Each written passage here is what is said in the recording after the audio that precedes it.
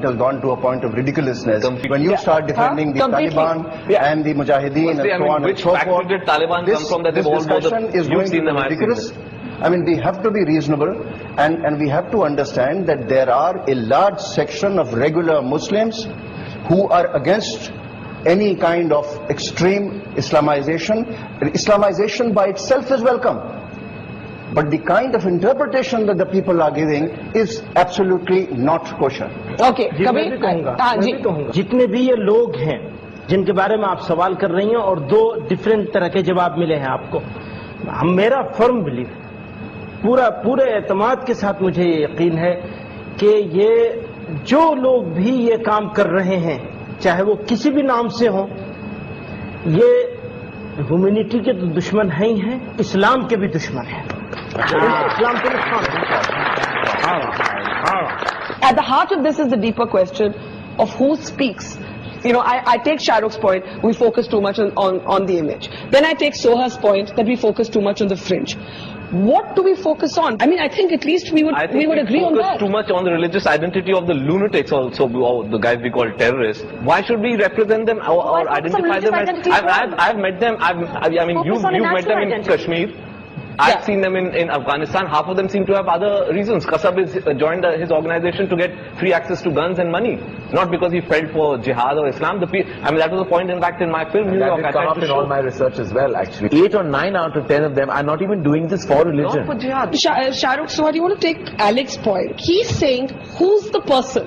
Who's my leader?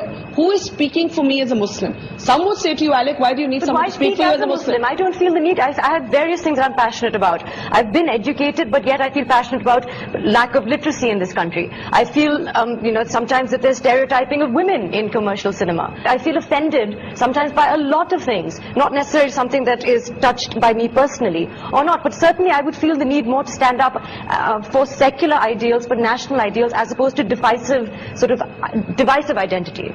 But then the fatwa that was passed said very clearly that anyone, whether a Muslim or a non-Muslim, who commits an act of violence against innocent people is committing an act against the Quran, which says if you do that, you are committing an act against the whole of humanity. Isn't this paradoxical that on the one hand we are saying keep religion out of it, on the other hand we actually do need our religious clergy, in a sense, as we did with this fatwa, to sort of restore the perspective about Islam. Every job, I won't call it a job, but whether it's a religion, whether it's any other aspect of life, specialists have to be there. And I truly believe the clergy, the ulemas, the mullahs, they're all these specialists. You don't think they're the fringes as No, I don't think so. I don't think you cannot even, I don't think you can ignore them. Yeah. I just think it's very important that this whole culture for every religion, the guys who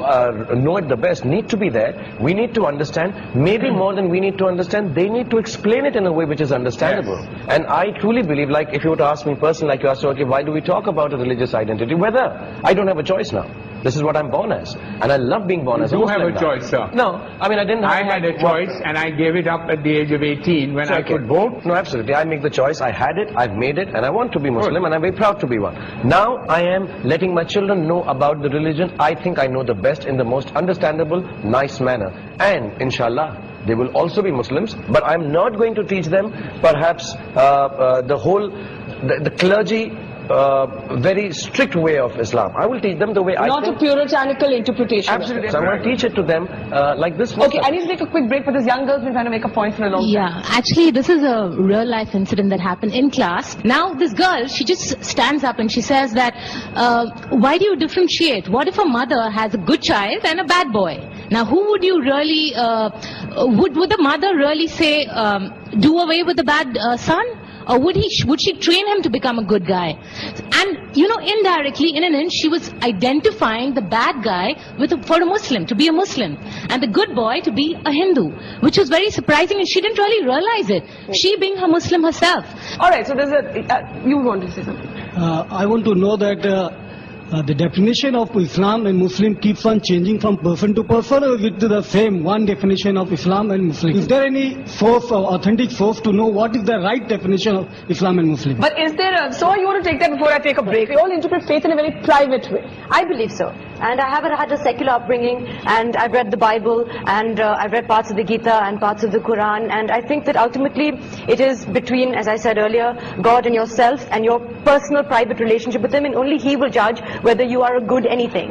Alright, we'll take a quick break. In our last segment, what does our panel believe is at the heart of the minority debate? What disturbed Karan so much, aside from that conversation in New York, that this is a theme that seems to resurface in a lot of your work? What is simmering under the surface?